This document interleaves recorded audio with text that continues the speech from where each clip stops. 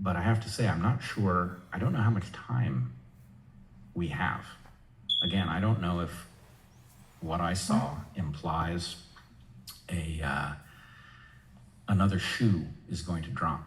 How many of these Chinese sleepwalkers have to end up in the US before some other phase kicks off? What was the involvement of COVID? Is it just happenstance? Or is there something about the COVID crisis that is in some way connected to what we are now? What do you mean?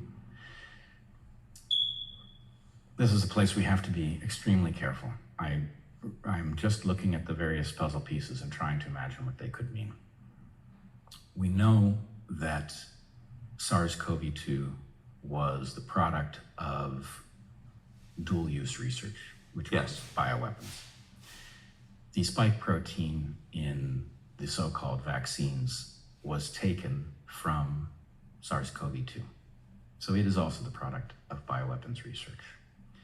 Now, again, I will say it again because I'm concerned that people will take it as a conclusion rather than a hypothesis. This is only a hypothesis, and when I say it's a hypothesis, it doesn't mean that I believe it's true. It means that I believe it's plausible. The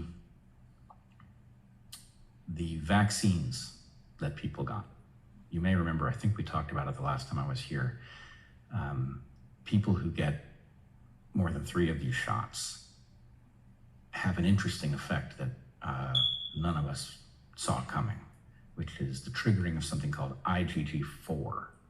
Ig means immunoglobulin. It's a synonym for antibody. IgG is a class of immunoglobulin, and IgG4 is a very interesting subclass.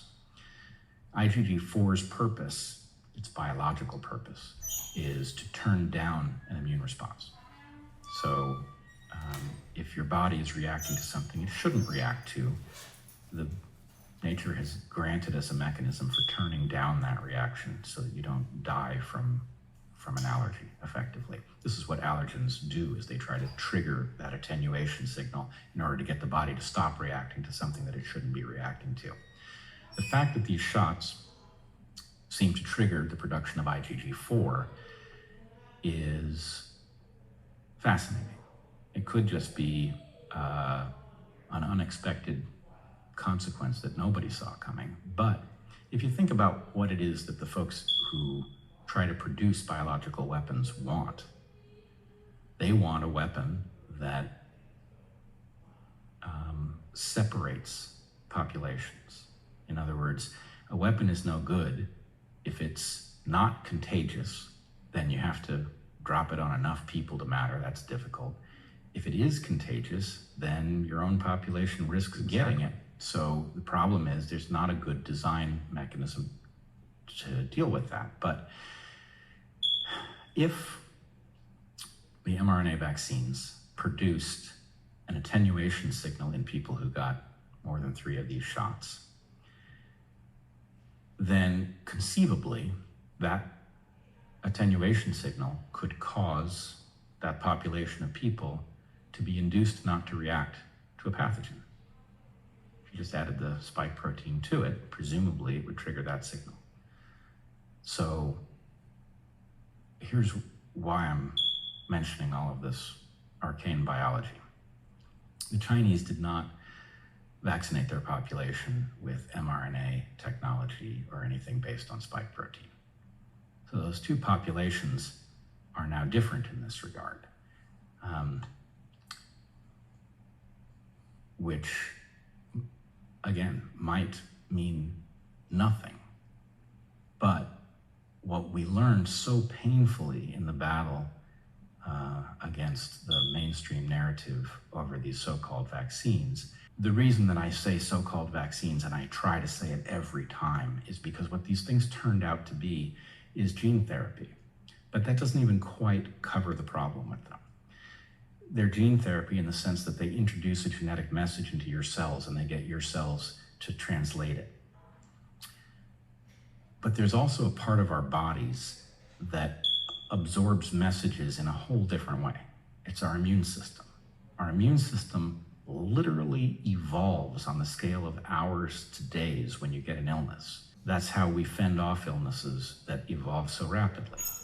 And so the message that was injected into so many people was like a firmware update. It was a firmware update that caused the immune systems of those people to take up a new way of viewing the world. And that new way of viewing the world seems to have produced this attenuation signal in response to the antigen, the spike protein antigen. So, am I seeing a mirage? Let's hope so. So just to try to flesh out or put in non-specialist terms what you may be suggesting, it's plausible that this was all an effort to make one population effectively immune from some new bioweapon and another population susceptible to it? That is what I'm saying. And again, all it is possible. Right. I have no evidence that this did happen except for the odd fact of this IgG4. Well, why didn't the Chinese use mRNA vaccines?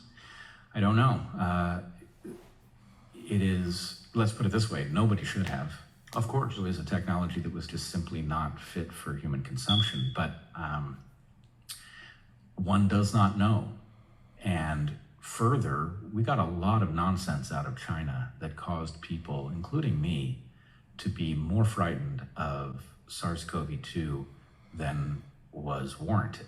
No, me too. You remember the videos of people collapsing dead in the street, right? That was nonsense. So I don't know who's who on this playing field, and I don't know what they want, but to the extent that there seemed to be an absolute obsession with injecting absolutely everybody with these so-called vaccines, that was conspicuous. That did not seem like just greed and a desire to sell more shots. I agree completely. It was bizarre, and the fact that we specifically